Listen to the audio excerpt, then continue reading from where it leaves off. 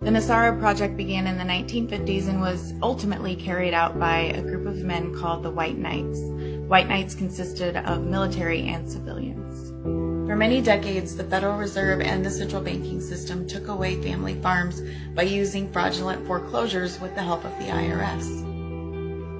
Eventually, the farmers got sick of it and got together and sued the non-federal Federal Reserve, the IRS, and the government.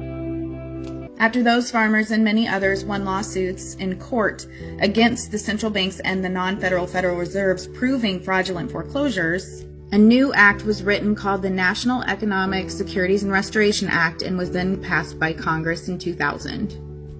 And then it was signed into law on October 10th, 2000 by Bill Clinton. Once this act was signed by Bill Clinton by the persuasion of the military, it then became law. But Bill Clinton didn't want to implement Nesara, as part of Nesara requires that the president step down. Okay, you're asking why can't you find Nesara in the Congressional Library? And good question. Let's dig in because this is where it gets interesting. Just after Bill Clinton signed Nesara into law, the United States Supreme Court placed a gag order on anyone who knew about Nesara law. And it was never put into the Congressional Library. The government even started 2 different websites in order to discredit the Nesara law. 4. Here's the actual law, so pay attention. Zeroes out all credit card, mortgage, and other bank debt due to illegal banking practices.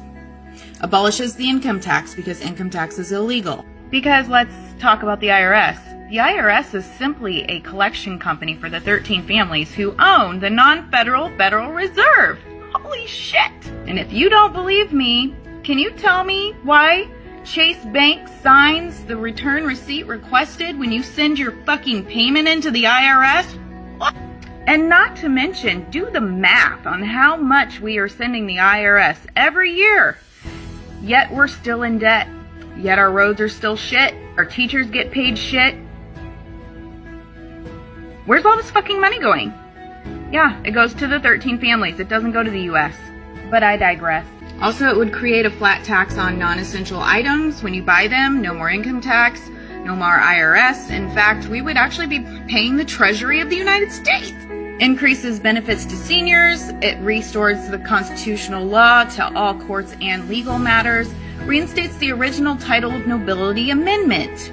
It establishes a new constitutional, presidential, and congressional election within 120 days of the announcement of Nesara. The interim government would then cancel all national emergencies and constitutional law would be restored. It monitors all elections and prevents any cheating from any foreign adversaries. It creates a new treasury rainbow currency that is backed by gold and all precious metal.